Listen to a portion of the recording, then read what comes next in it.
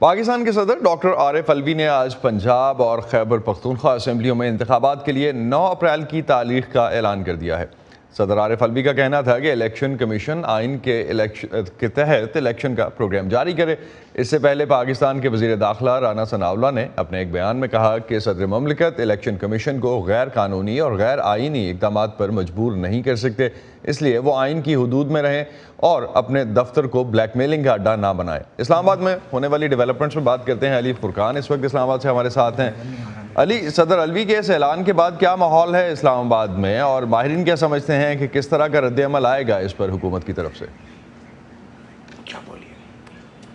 جی، یقینی طور پہ یہ ایک نئی پیش رفت ہے، اور صدر الوی کی جانب سے جو الیکشن کمیشن کو خطوط لکھے گئے تھے اس سے یہ اشارے مل رہے تھے کہ وہ اس عمل میں مداخلت کریں گے اور اپنا کوئی کردار ادا کرنا چاہتے ہیں۔ اگرچہ اس کے اوپر ابھی جو ریئیکشن آیا ہے حزب اختلاف یعنی کہ حکومت کی جو جماعتیں ہیں انہوں نے اس کو یہ کہا ہے کہ یہ صدر نے اپنے آئینی اختیار سے تجاوز کیا اور یہ ان کا اختیار نہیں ہے۔ الیکشن کمیشن نے اس کے اوپر فوری کوئی رد عمل نہیں دیا ہے، اور ترجمان الیکشن کمیشن کا یہ کہنا ہے کہ کل ایک اجلاس طلب کیا گیا ہے چیف الیکشن کمشنر کی جانب سے، اور وہ اس صورتحال کے اوپر جائزہ لیں گے۔ اس سے قبل جو مشاورتی اجلاس بلایا تھا ایوان صدر میں، اس میں الیکشن کمیشن نے شرکت سے معذرت ظاہر کی تھی اور یہ کہا تھا کہ چونکہ یہ عمل عدالتوں میں ہے، اس وجہ سے وہ صدر کی جو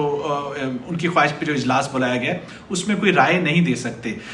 یہ معاملہ جس طریقے سے الیکشن کمیشن نے بھی کہا کہ عدالتوں میں بھی چل رہا ہے، تو اب ایسا لگ رہا ہے کہ یہ صورتحال جو کہ آئینی ماہرین کا بھی یہی خیال ہے کہ اب عدالت میں جائے گا اور عدلیہ کو اس میں جو ہے وہ مداخلت کرنی ہوگی، کیونکہ جو دونوں صوبوں کے گورنرز ہیں یہ ان کا آئینی اختیار ہے بقول الیکشن کمیشن کے اور جو حکمران جماعتیں ہیں۔ لیکن حزب اختلاف کی جو جماعت ہے پاکستان تحریک انصاف، اس نے صدر کو خط لکھا تھا اور اس معاملے میں جو ہے وہ کردار ادا کرنے کو کہا تھا، اور ان کا یہ کہنا ہے کہ چونکہ گورنر اور الیکشن کمیشن اپنا آئینی کردار ادا نہیں کرے تو اس وجہ سے انہوں نے یہ کردار ادا کیا۔ تو بہرحال یہ اب معاملہ عدالتوں کی طرف عدالت میں ہی دکھائی دے رہا ہے، نظر آئیں گے۔ علی، ایک اور جو بڑی ہم جس طرح کی ڈیولپمنٹس دیکھ رہے ہیں، خاص طور پہ پچھلے ہفتے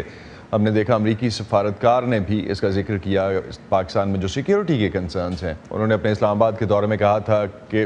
اس وقت پاکستان کو مدد کرنے کے لیے امریکہ تیار ہے۔ سینٹ میں آج منی بجٹ بھی زیر بحث ہے، تو اسلام آباد میں سیکیورٹی کے حوالے سے کوئی خاص اقدامات زیر غور ہیں ملک میں؟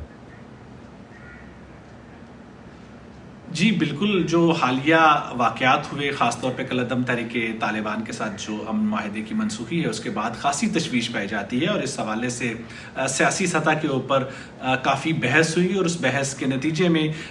پارلیمنٹ کا ایک مشترکہ اجلاس بلایا گیا۔ وہ اجلاس گزشتہ ہفتے 2 روز جاری رہا، اور اس کا جو پہلا ایجنڈا آئٹم تھا وہ یہی تھا کہ دہشت گردی کی جو صورتحال ہے اس کے اوپر بحث کی جائے، اور حکمراں جو وزراء ہیں، وزیر دفاع، وزیر داخلہ، یہ اس سے پہلے اس چیز کا یقین دہانی کروا چکے تھے سیاسی جماعتوں کو کہ عسکری قیادت جو ہے وہ بھی اس پارلیمنٹ کے اجلاس میں آ کے صورتحال سے آگاہ کرے گی، لیکن ایسا لگ رہا ہے کہ کچھ ابہام پایا جاتا ہے، کچھ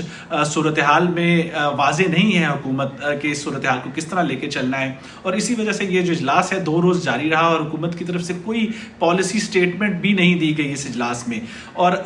جو دیگر جماعتوں کے جو رہنما ہیں انہوں نے اس کے اوپر جب اعتراض کیا تو پھر یہ اجلاس جو ہے وہ آئندہ ہفتے تک ملتوی کر دیا گیا، اور اب آئندہ ہفتے یہ اجلاس ہوگا۔ اس سے پہلے ایک میں آپ کو بتا دوں کہ پشاور میں جو ایپکس کمیٹی ہوئی تھی جس میں آرمی چیف اور وزیر اعظم بھی شریک ہوئے تھے، اس میں بھی سیاسی جماعتیں جو کہ حکمران جماعتیں ہیں وہ مختلف خیالات رکھنے کے باعث کوئی بہت خاص ایک نقطہ نظر کے اوپر اتفاق نہیں ہو سکا۔ دیکھتے ہیں آگے علی کس طرح سے یہ ڈیولپمنٹس رہتی ہیں۔ آپ سے مزید اپڈیٹس اس حوالے سے ہم لیتے رہیں گے۔ بہت شکریہ آپ کا۔